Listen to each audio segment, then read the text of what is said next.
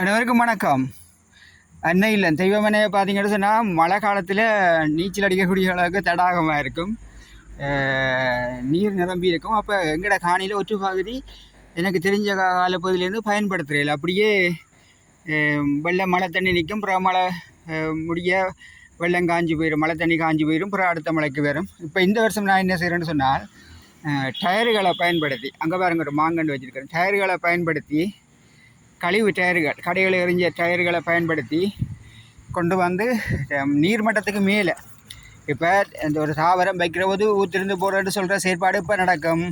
நீர்மட்டத்துக்கு கீழே தாவரத்தின் வேர் போகிறவ தான் நடக்கும். அப்போ நாங்கள் தாவரத்தின் வேரை நீர்மட்டத்துக்கு மேலே உயர்த்தணும்ன்ற சிந்தனையின் அடிப்படையில் டயர்களை போட்டுஞ்சு பாருங்க, டயர்களை போட்டு உயர்த்தி இப்போ மண் அடித்து கொண்டு வரேன். இப்படியே நேருக்கு வேலி நேருக்கு போட்டு கொண்டு வரேன்.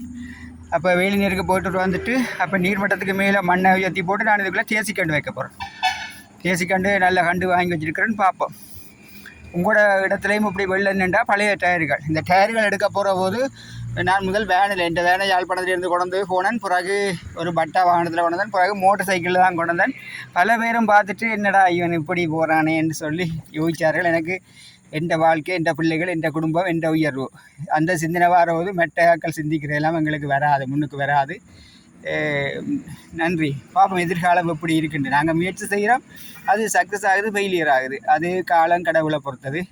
முயற்சி எங்களுடையது. நன்றி, வணக்கம்.